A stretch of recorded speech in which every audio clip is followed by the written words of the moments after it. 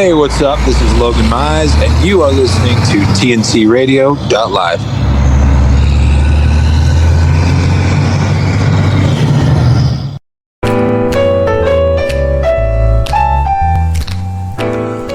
Welcome in TNC Radio.live. It's Monday night. That means it's time for Building Strong Minds with Dr. Christopher Kortman. I'm Tom Kelly. We're going to be here with you for the next hour talking about all sorts of interesting things that, you hear all the time about building up your body and making it stronger. And that's a good thing. But there are also things you can be doing to make your mind stronger as well, and that's why we're here. So we're going to be talking with you about all of that tonight. Dr. Kortman, how are you doing on this fine evening? Doing really well, thank you. How about yourself? Oh, just fine. Doing just fine. So last week, as we wrapped up, we introduced truth number 7. Why don't you remind us where we left things off? Well, that's exactly where we left off at the beginning of truth number 7. But just to be the annoying person that I am, I found something this week. In fact, it was an article sent to me by one of my patients that brought the truth 6 into mind, and I wanted to just share it with the audience, and then we'll go back to the beginning of truth number 7. If you recall, Tom, truth number 6 was about taking the very limited supply of emotional energy that we have and trying not to waste it, and do the very best we can to get a good return on our investment. And this week, there's I'm not a hockey guy. Are you? Are you a hockey fan? Not really. I played when I was a kid because I lived up north, and then after that, went to a few games when I lived in St. Louis. But it's not like I seek it out. Yeah.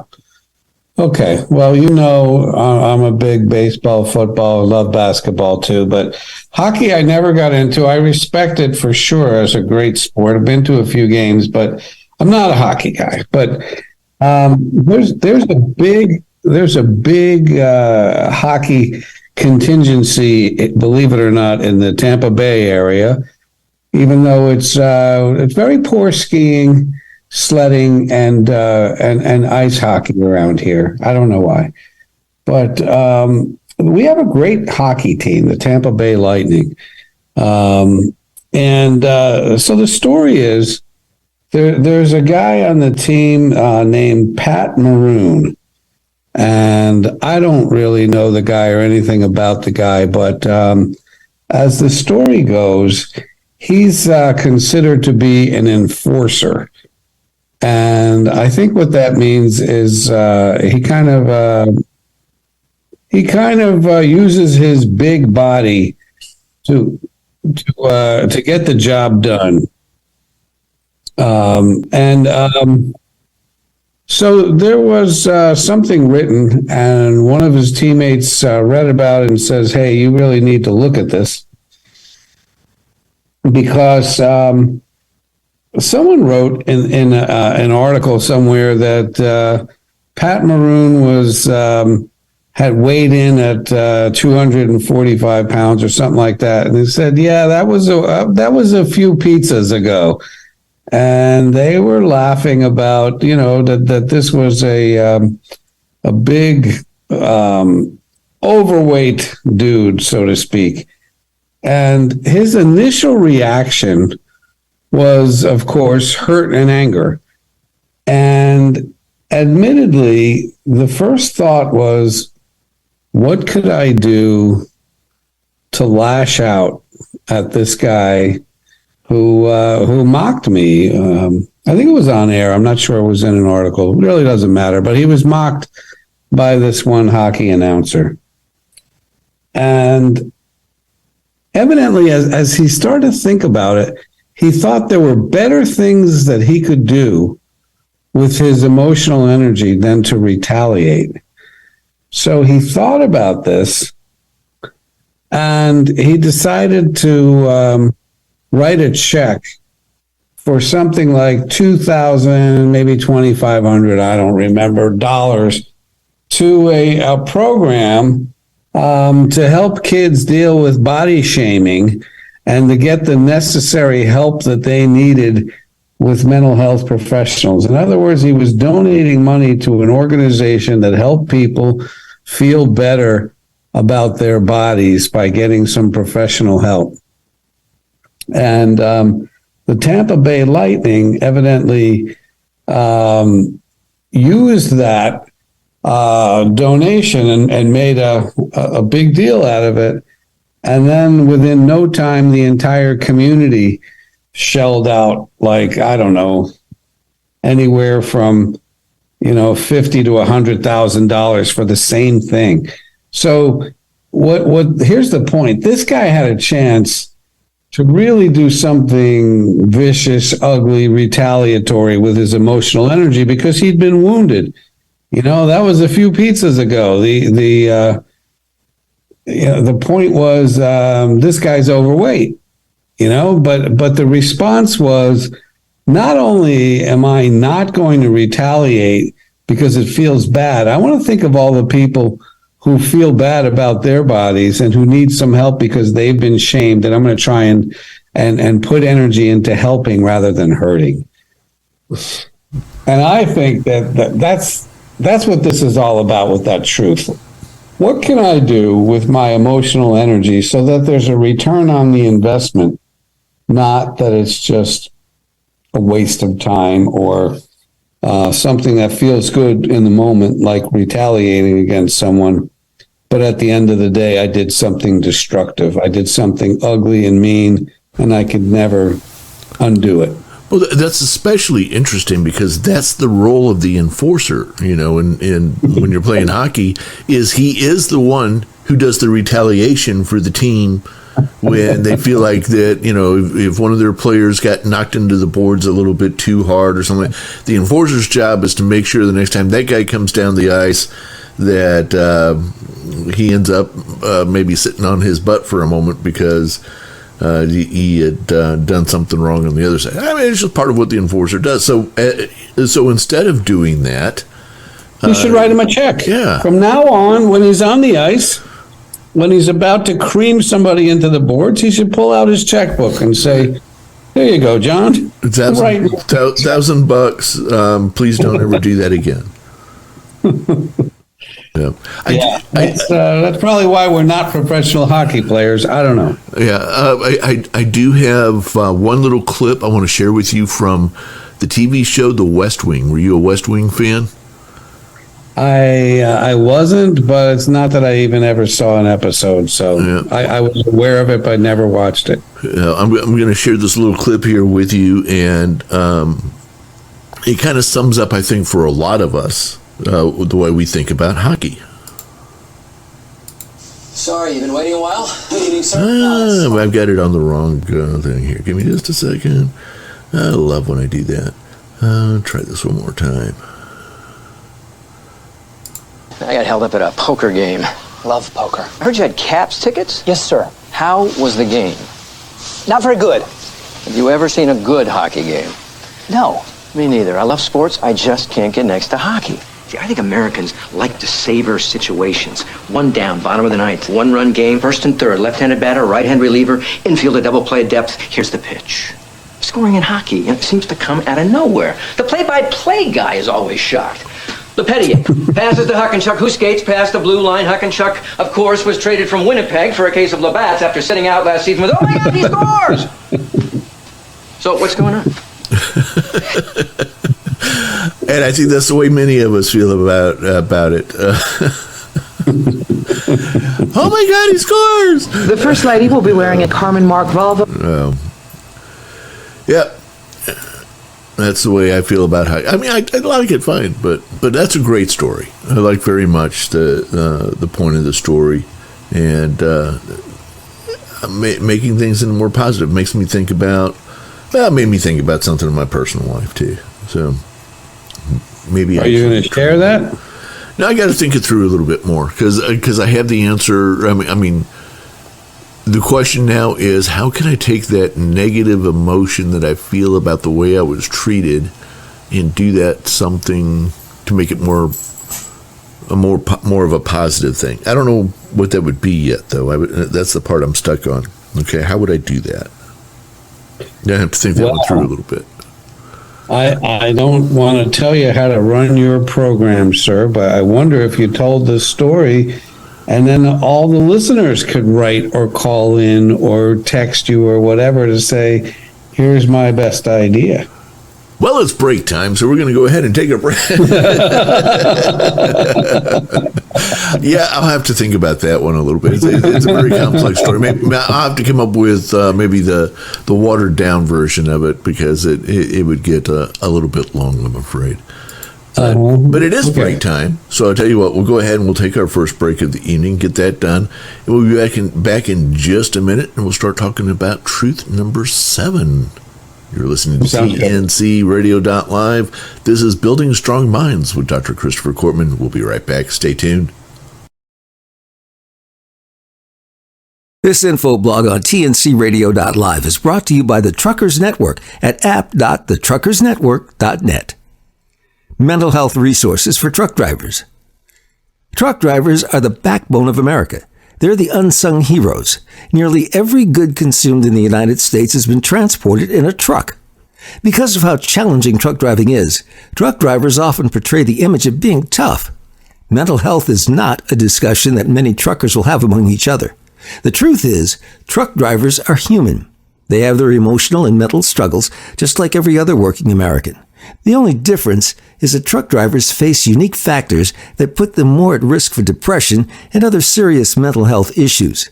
According to the Transport Workers Union, 1 in 5 truck drivers has experienced mental health issues.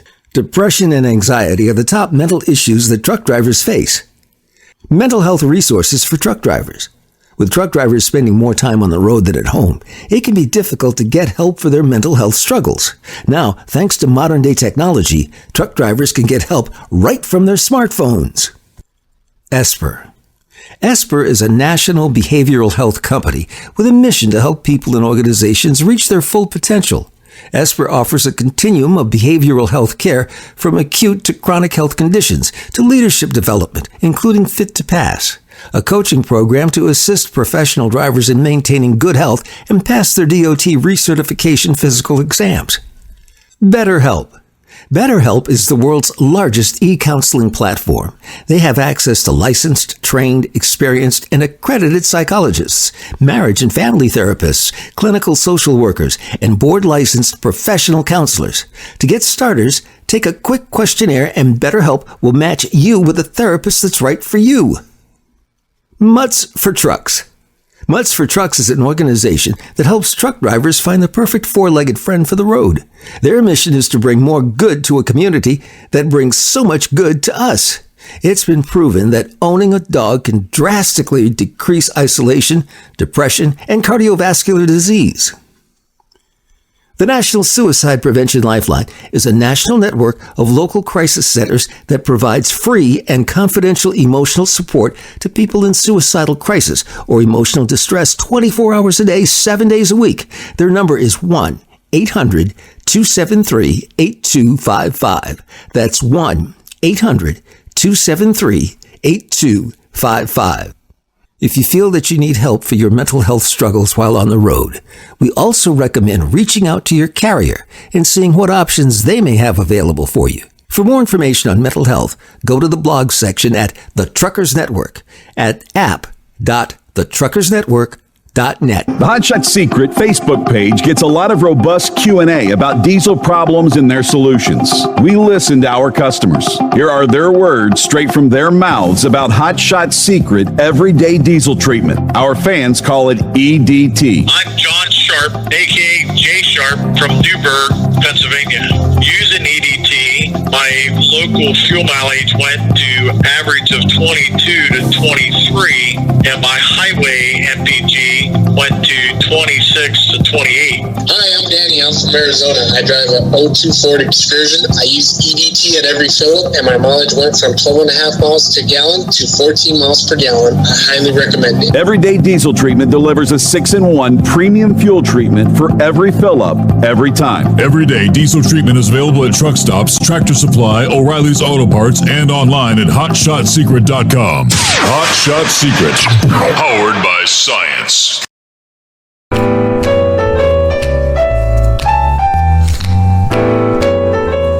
Welcome back in TNC Radio.live. This is Building Strong Minds with Dr. Christopher Kortman. I'm Tom Kelly.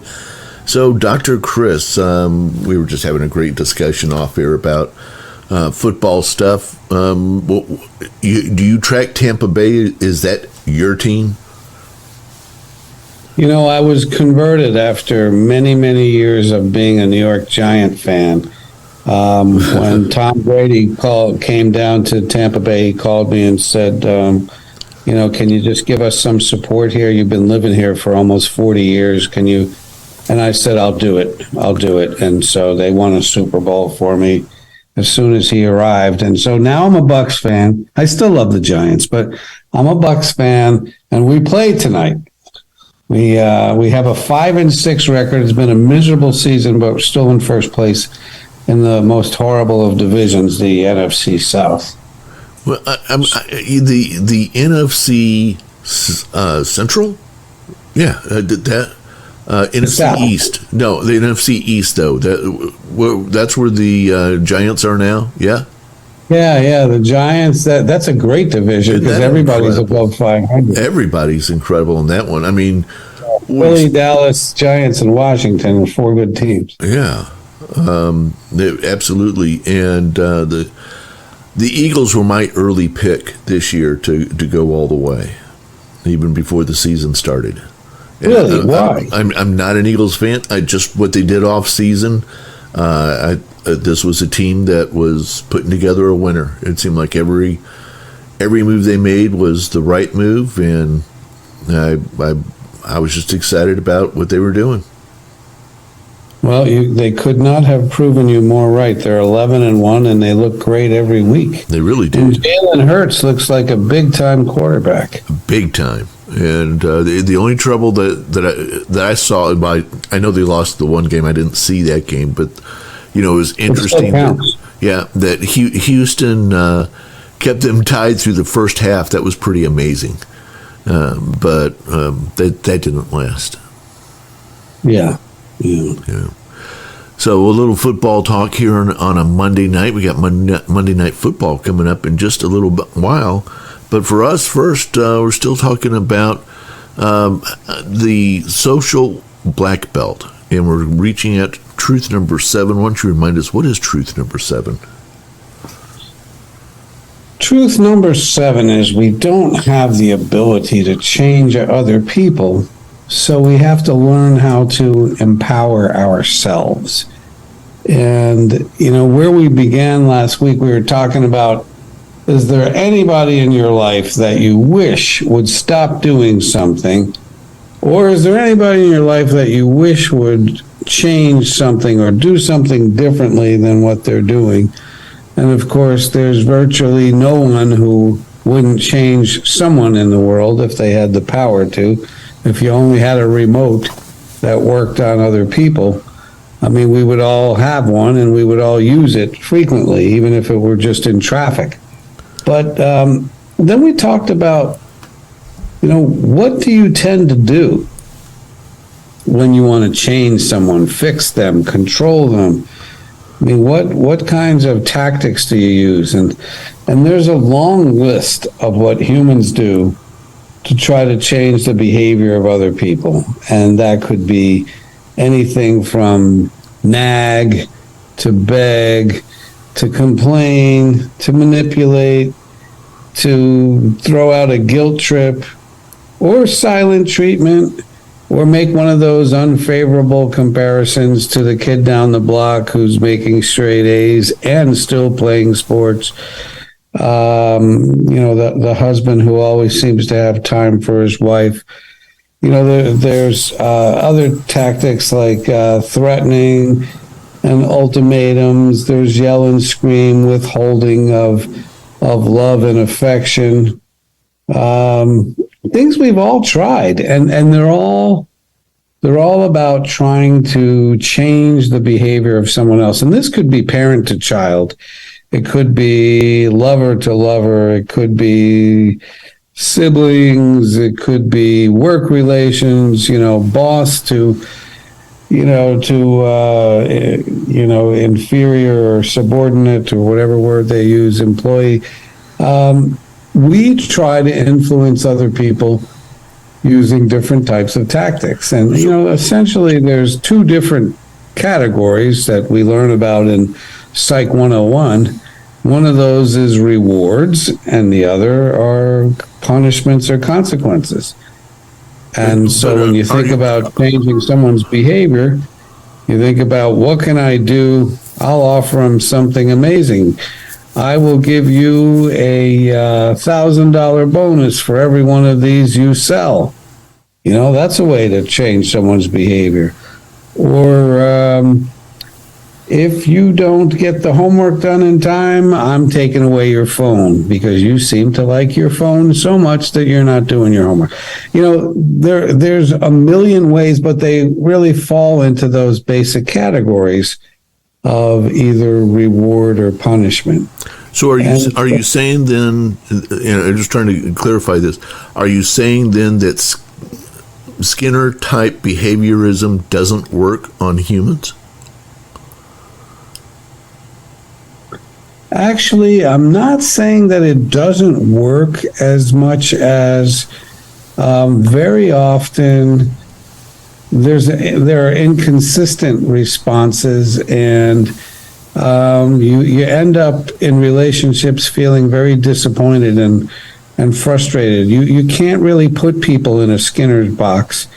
You can't just you can't do them like a pigeon. We can learn to teach pigeons to dance in circles. Every time they move their head to the right, you give them an M&M. Right. And soon enough, they're dancing in circles because we have reinforced them with the M&Ms. That does not work as well or as consistently with humans. But, you'll have people who will say, if you want to keep your employees, you treat them well, you reward them, you treat them as if they were very important people to you, and they have less of a chance of leaving for the competition. But no one says, I'm guaranteed to keep all my employees. It just doesn't happen that way. We know the best way to treat people, but we're not guaranteed anything because human beings are going to do whatever makes sense to them at that time. And ultimately, we don't have the remote. We don't have the power to change other people. We do have the power to influence people. Okay, so yeah, we're making a distinction between influencing behavior on a temporary basis versus actually changing somebody. Mm-hmm. Right. Yeah. Okay, that helps. So let's take a real life situation. A couple walks into my office, and they have an adult child who has moved out to California. They're here in Florida, and this guy's intelligent. But in their minds, he is clearly under-functioning. And in fact, he's homeless. He has an education, but he doesn't seem to finish things that he starts. And he never seems to put together, a couple of things in a row and get a job out of it that lasts, or a career of any kind. He has a successful brother and a successful sister, but for him, nothing really seems to work. And the parents are beyond frustrated. And so what they have done is helped him numerous times, all kinds of ways. they'll send him a car or money for a car. He gets a car. He crashes the car. And they send him money for another car. And he says, I'm homeless. And they say, we can't have a homeless son. So they send him a bunch of money so he can rent a place. And, that doesn't work out. And it's just one disappointment after another, And they come in to see me to essentially ask the question, Tom, what can we do to change him and help him live a more successful life? Mm-hmm. And one of the things I've learned in my chair, and I think this is a real gem, I wasn't born knowing it, but it was courtesy of my patients that I learned this. And here it is. Anytime you find yourself working harder on someone else's life than they are, two things are probably true. Number one, you're out of bounds. And number two, they're not getting anywhere.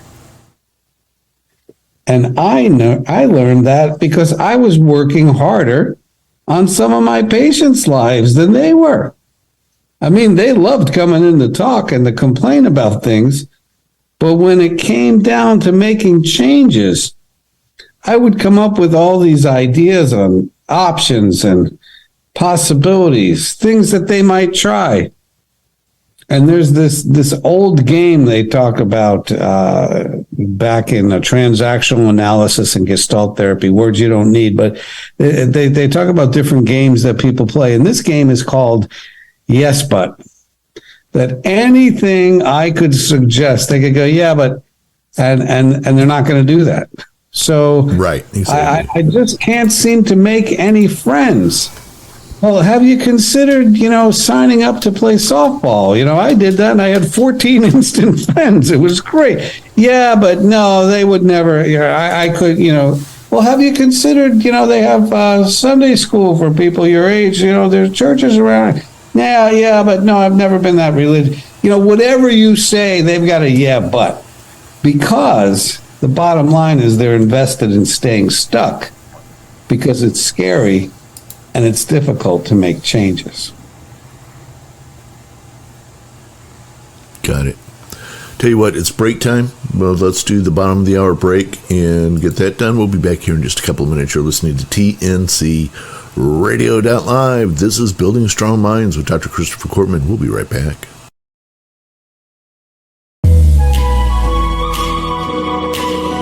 Hi, I'm Dr. Christopher Cortman, and now for the Mental Health Minute. Are you a control freak? Do you like to be in control?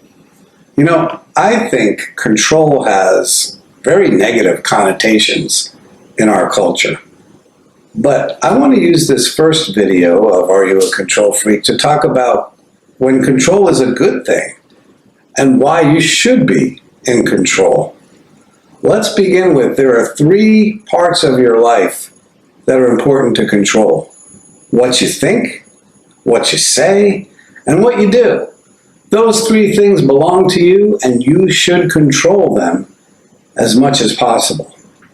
For instance, what you think. As St. Paul once wrote, take every thought captive. Your thoughts, your mind belongs to you, and it's important to decide where you want to focus and what you want to focus on. So the research says let's focus on things like positivity and optimism, like gratitude, like letting go of negativity, forgiveness. The research is full of take control of your head, be mindful, be in the here and now. That's all about taking control of what you think. And what you say, you are in charge of what comes out of your mouth. And what comes out of your mouth should be something that is commensurate with what you believe. The tongue should be used as something to edify people, to promote people, never to tear them down or to destroy them. What comes out of my mouth is my control. And also what I do, that's mine to control. And let me encourage you, take control of what you consume. That is what you eat, that is what you watch, what you read, that's yours. Because whatever comes in, that's what comes out. That's what you process. So I want to encourage you also to take control of your schedule. Are you productive Are you getting things done? Are your days meaningful? Because your schedule is yours to control. So let me begin with control, when you use it in the proper way, is a very good thing for people who are happy and productive. In the next video, I want to talk about when control is not a good thing.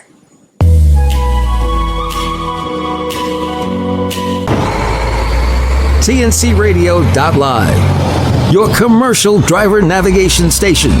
We're all about the news, information, entertainment, talk radio, music, comedy, and topics truckers want to hear. I'm Shelley Johnson with Tom Kelly.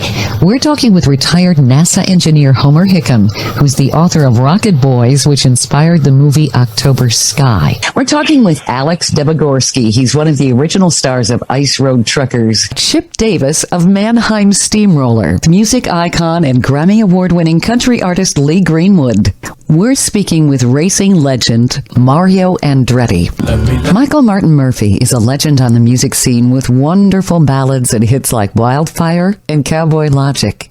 Curtis Grimes. Michael McDowell, the 2021 Daytona 500 winner. Our guest this afternoon is Tom Bodett. You know the name, you know the voice. The Carolina Monkey Gouger, Jimmy Artis. Today we have the honor of speaking again with Long Haul Paul. Today we have Claire Dunn and Logan Mize with us. Stay tuned and stay safe with TNCRadio.live.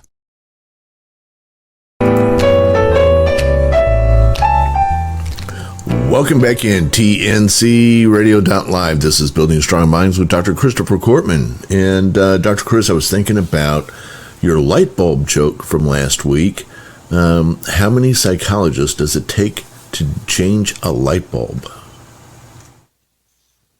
Yes, and the answer to the riddle is only one, but the light bulb has to really want to change. I love that joke, and I like jokes from I like lots of light bulb jokes. Like how many jazz musicians does it take to change a light bulb? How many? A 1, a 2, a 1, 2, 3, 4. Oh, I'm so easily. How about this one? Comes from the classic book Real Men Don't Eat Quiche. It was out in the 80s, and the question was, how many real men does it take to change a light bulb? How many? And the answer is none. Real men are not afraid of the dark. That's right. To the contrary, my co-author for the original book, Dr. Harold Shunitsky, was not only a full-blooded Jewish American man, but he had a Jewish mother that he loved to pick on. And he had one for how many Jewish mothers does it take to change a light bulb? And the answer was, nah, that's okay. I'll just sit in the dark. Exactly. Let's see. How many surgeons does it take to change a light bulb? Ooh, I would. There's got to be a punchline about they would let the anesthesiologist do it. None. Surgeons wait for a suitable donor and then do a filament transplant. Yeah, they don't do it. Let's make it complicated. How many chiropractors does it take to change a light bulb? Oh, I don't know. 1, but it takes 9 visits to get it done. That's horribly funny. That is horribly funny. I love that one. We just lost any chiropractors that listen to the show, but I don't think a lot of chiropractors. I don't have a large chiropractic audience, so that works out well. But they would adjust. Yeah, good. That's very good. That's very good. You cracked a good one there. Oh, spineless amoeba that I am. Yes. All right, let's get back to the show. Hey, I can keep going as long as you can, man. We're going to lose the rest of the audience. Yeah, we probably would, wouldn't we? Hours later, they're still throwing puns back and forth at each other. Okay, so back at it here. Now I've lost completely where we were. Okay. We were talking about if you're working harder on someone else's life than you are, they're not getting anywhere. Right. And that's what I had to tell those people in my office, that you can keep throwing all the money you want at this adult son of yours, but you're not going to change him. He's just going to suck you dry. And he's still at the end of the day going to be in a very similar position unless, and this is big, unless he's ready to make some changes in his life. And I have seen so many parents over the years send money, check after check, and get manipulated by kids who are doing drugs in other states and saying, Dad, I got my drug dealer's got a loaded gun to my head. They put somebody on to say, if you don't send some money right now, he owes me and I'm going to take him out. And the poor parents are just panicking and they send thousands of dollars. And guess what? The kid just, uses all the money on drugs. And it doesn't take long before there's another phone call. And it's a disgusting reality that people can manipulate the love that the parents have for them, and they have no intentions of changing anything. They're just going to take as much as they possibly can, because if they have a severe alcohol or drug problem, the only thing that matters is getting the next, the next high, getting the stuff. Whatever it takes to get my hands on it. And there's no one else in the world who loves me in the way that my parents do. And so I will use every guilt trip, every fear tactic, every kind of threat, cut you off. You'll never see your grandkid again. I mean, whatever it is, I have to do. I've seen that too. I saw that recently where a woman owed the stepfather, $30-something thousand that was borrowed in good faith. And then she just didn't want to pay those monthly payments. And she basically said, I'm not paying those anymore. And when the mother said, you got to do this, this isn't even your biological father, you owe him, she got mad at the mother and cut the mother off from seeing the grandchild. It's just, you hear these stories all the time. And the parents ask me, what could I do? And the deal is, what they could do is they could detach with love. They could say, yeah, as hard as it is for me to hear this story, I'm not sending you any more money. Love you to pieces. I'll call you every week if you want.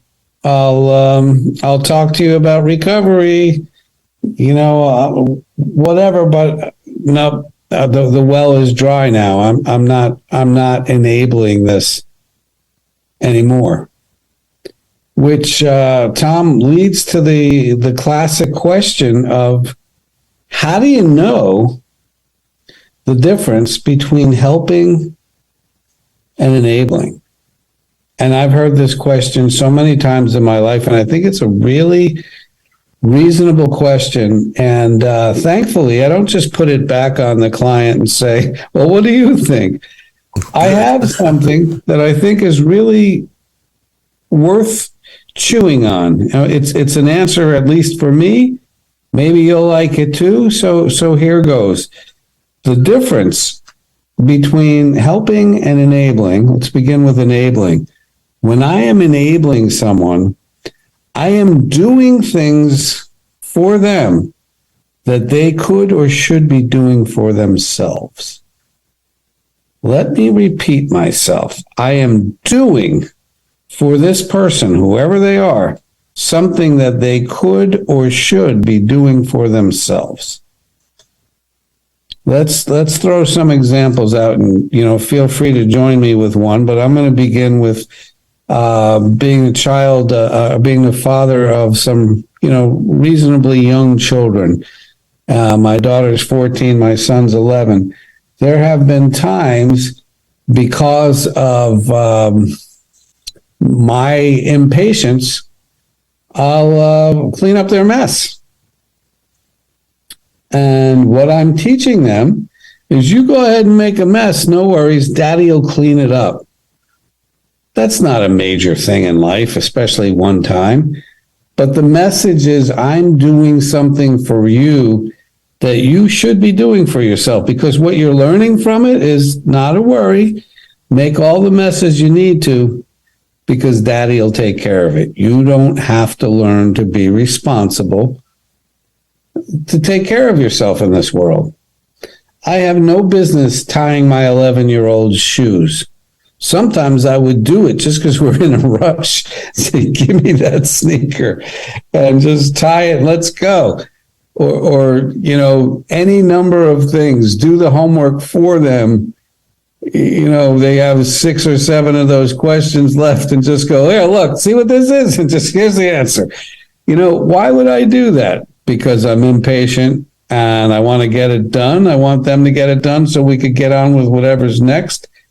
But what I'm doing is something that they could or should be doing for themselves. And that's enabling. So what is helping? Helping is when they are doing everything they possibly can to help themselves, and I provide assistance for them. So I have a couple of examples that I like to throw out at people and ask them, what do you think? Enabling or helping? So, first example, you have a son, and the son is working 2 full-time jobs, and occasionally on the weekend he goes out and is a disc jockey to make a few extra dollars. And he's got 3 kids and a wife, and at some point you say to him, son, I am going to match you $1 for $1. Every dollar you save, I'll put another dollar onto it, and together we'll put a down payment down on a house so you could get out of that crappy little apartment, you, your wife, and your 3 kids. What are you doing there? Are you helping? You're enabling. That's a good one. I want to say helping. Because why? Because you said he's working 2 full-time jobs and trying to, but I mean, I don't have the rest of the details. If he's, also on the weekends, besides going to be a DJ, also going on a shopping spree and buying. Fair enough. If that's all we know, fair enough. I like what you said, and I concur completely. My point here is he's doing everything he possibly can, and he doesn't have enough money for a down payment. Right, and so I want to help the guy. Yeah, and I love his attitude. Every dollar I put into this, I feel good about. Right. Yeah. But he's got a sister. And she's in her 5th semester of college, and she's a freshman. And she's having a great time, but she's withdrawn from 7 different classes already. And she calls me on the phone and she says, Daddy, the annual lease is up and it's time to sign for my apartment again. And of course, it went up 7% in the last year.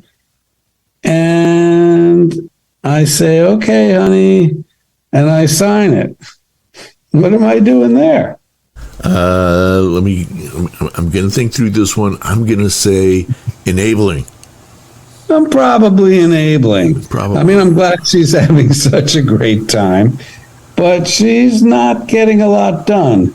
In fact, she's milking this whole thing. She's sucking me dry, and there are no consequences to her because every time she drops out of a course that I paid for, nothing happens to her. She just keeps on signing up for more classes, more semesters, another year of renting her nice apartment.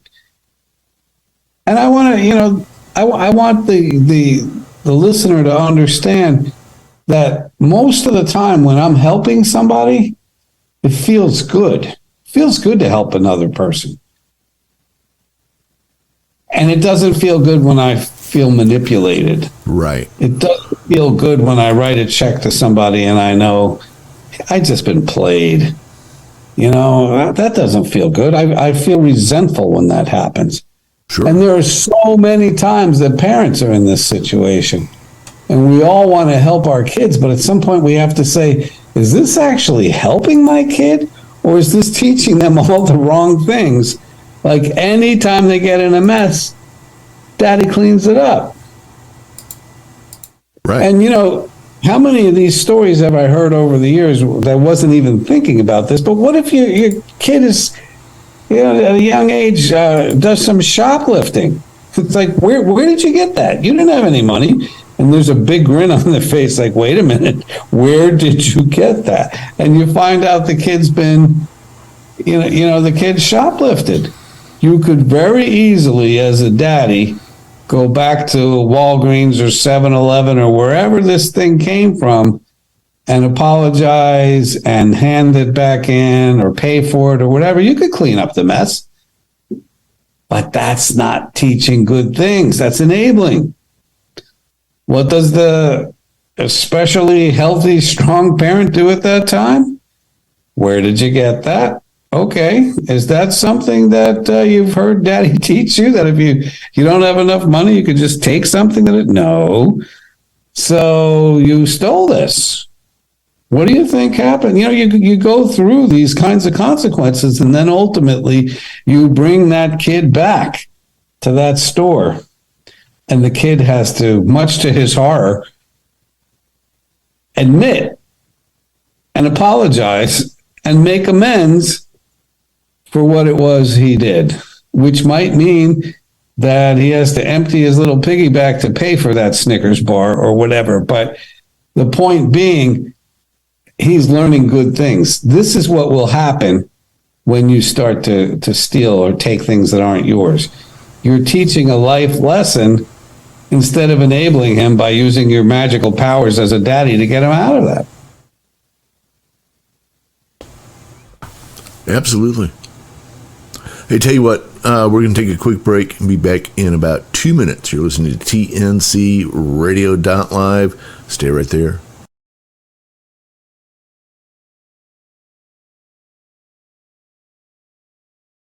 This blog on TNCRadio.live is brought to you by the Truckers Network at app.thetruckersnetwork.net.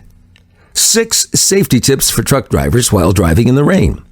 As a truck driver, you'll experience driving in dangerous weather conditions. Driving in the rain creates difficult and dangerous driving conditions for truckers. It's important for truck drivers to be alert and cautious when driving in the rain. Check out our 6 safety tips for truck drivers while driving in the rain. Slow down. Wet roads make it difficult for a driver to control their truck.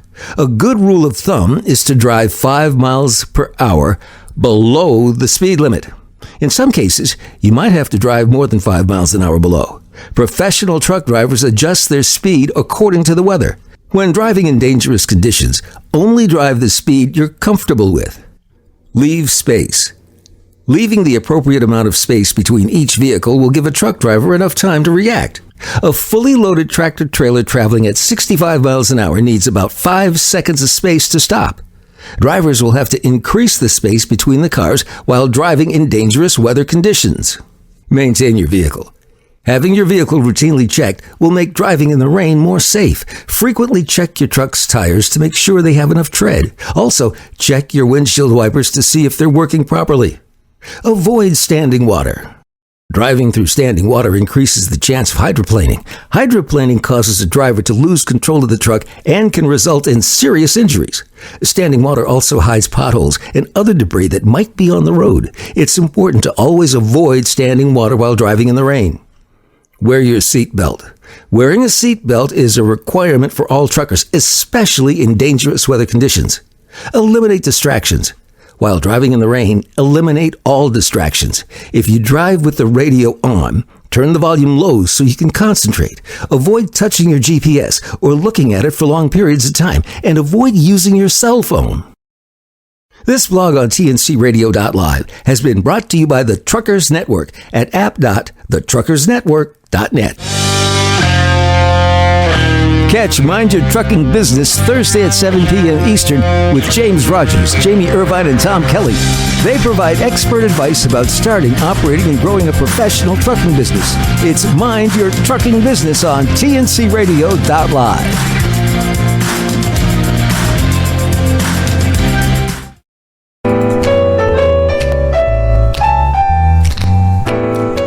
Welcome back in TNC Radio.live. So, Dr. Cortman, we're talking about the difference between enabling and helping. I became aware of a behavior that I was doing about 20 years ago that after I became aware of this particular behavior, I actually used this analogy the rest of my life as I worked with different people who worked for me and was always looking for taking away the lawnmower. And let me tell you what that was. As my boys were young teenagers, they were given the task to take over from me the duty of cutting the grass and keeping the yard looking nice. Mm-hmm. But with each of them, I went through a period where they would start to cut the yard and then somehow miss. They'd walk back and forth pushing the lawnmower, but they'd miss a 2-inch strip here or there, or they'd turn the lawnmower in such a way that they hurt the grass with the way they cut it. And after a while, I would become frustrated watching them do this and walk outside and say, "Get out of my way." And I would take the lawnmower away from them, and I would finish cutting the yard. Now, I'm not sure whether I was helping, enabling, or being manipulated in the process, but for the rest of my life, once I became aware of this particular behavior, I realized that I sometimes did that with the people I worked with. The people who worked for me, if they weren't getting the job done, I would essentially say, get away from the keyboard, get away from I wouldn't put it quite that way, but essentially I would grab it and finish whatever the project was, because getting the project done was more important to me than anything else. And I would, steal away stuff, which I think was in a way, it wasn't helping, really, at the end of the day, because they didn't get any better at their jobs, and I remained frustrated. And the better answer would have been for me to let them do their job, and even if it wasn't up to my specifications, that was part of what we needed to work through. I'm not sure. I struggle. I still struggle with how to label all that, but something that I've been known to do in life. Well, listening to you, I'm not sure you struggle with the insight on this anymore. I think you have a pretty clear picture. But I'll throw a caveat into the whole thing and say it all depends upon what your goal is.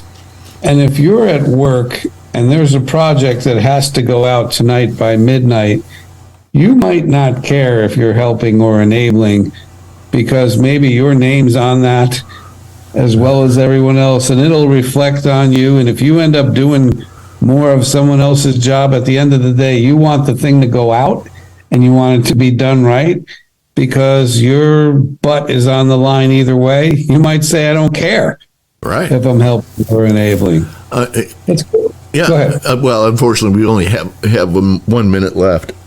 So let's put a pin in this right here and come back and talk more about this next week.